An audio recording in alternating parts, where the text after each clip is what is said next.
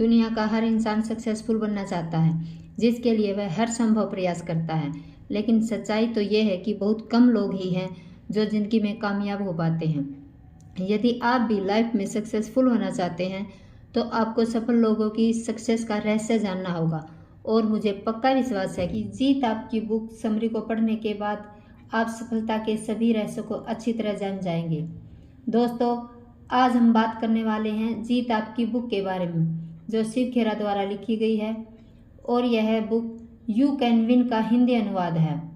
जीत आपकी बुक कामयाबी के उन सभी रहस्यों को बता गया है जो आपको सक्सेसफुल बनाने के लिए ज़रूरी है।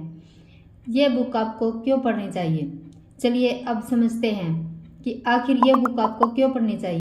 दुनिया का हर इंसान कामयाब होना चाहता है और हम ये मानकर चलते हैं कि आप भी एक कामयाब होना चाहते हैं। ये बुक आपको उसी कामयाबी की ओर ले जाने वाली एक सीढ़ी जो आपको स्टेप बाय स्टेप कामयाबी के शिखर तक ले जा सकती है। इसलिए हम इस बुक की समरी आपके लिए लेकर आए हैं। इस बुक में कुल 11 अध्याय दिए गए हैं, तो हम स्टेप बाय स्टेप पढ़ेंगे। इस बुक का पहला अध्याय है नज़रिए का महत्व। दोस्तों, क्या आपने कभी सोचा है दुनिया में कुछ लोग दूसरों के मुकाबले ज़्यादा सक्सेसफुल क्यों होते हैं? वे केवल इसलिए सक्सेसफुल होते हैं क्योंकि वे दूसरे लोगों के मुकाबले अधिक प्रभावशाली ढंग से सोचते हैं और काम करते हैं।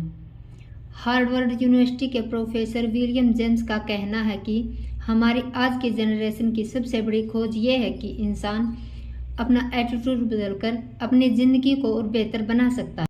आपको हार्वर्ड विश्वविद्यालय द्वारा दी गई एक स्टडी के आंकड़ों को जानकर हैरानी होगी, जिसके अनुसार 85% मौक़ों पर किसी इंसान के सफल होने की वजह उसका नज़रिया होता है।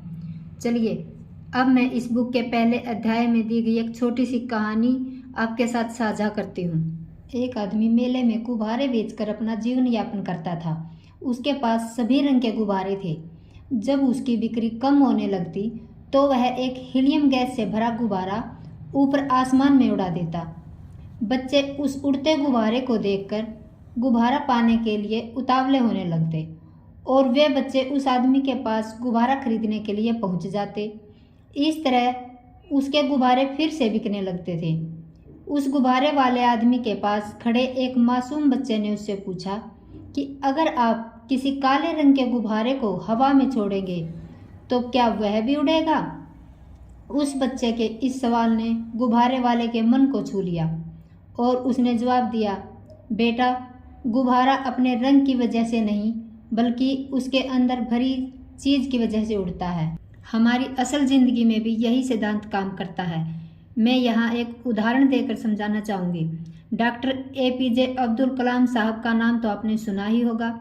वे भारत के ऐसे साइंटिस्ट थे जिन्होंने भारत के मिसाइल मैन के नाम से जाना जाता है।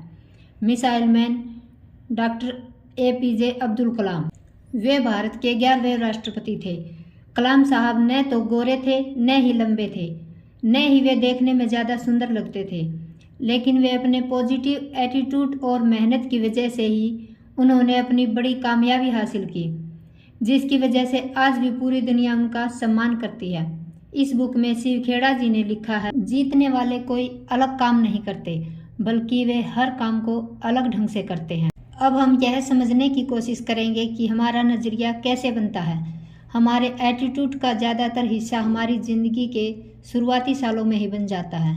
आगे चलकर हमारा नज़रिया कैसा होगा ये मुख्य 3 बातों पर निर्भर करता है: माहौल, तजुर्बा, शिक्षा। नंबर 1, माहौल।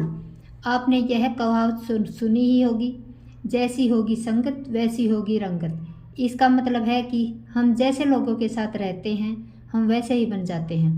आपने देखा होगा कि कुछ लोगों का घर प्यार और शांति से भरा होता है, जबकि कुछ लोग ऐसे भी होते हैं जिनके बीच अक्सर लड़ाई झगड़े होते रहते हैं। यह सब उनके एटीट्यूड पर निर्भर करता है। नंबर 2, तजुर्बा। हमारा अनुभव और हमारे साथ घटित घटनाएं हमारी ज़िंदगी का टर्निंग पॉइंट होते हैं, जो हमारे जीवन में मार्गदर्शन की भूमिका निभाते हैं। अगर किसी इंसान से मिलकर हमें अच्छा अनुभव होता है तो उसके बारे में हमारा नज़रिया भी अच्छा होता है।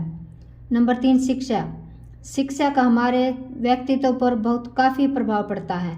इसलिए शिक्षा ऐसी होनी चाहिए जो हमें केवल रोजी रोटी कमाना ही नहीं बल्कि जीवन जीने का तरीका भी सिखाए। हम जैसा सीखते हैं, सोचते हैं, हमारा एटीट्यूड वैसा ही बन जाता है।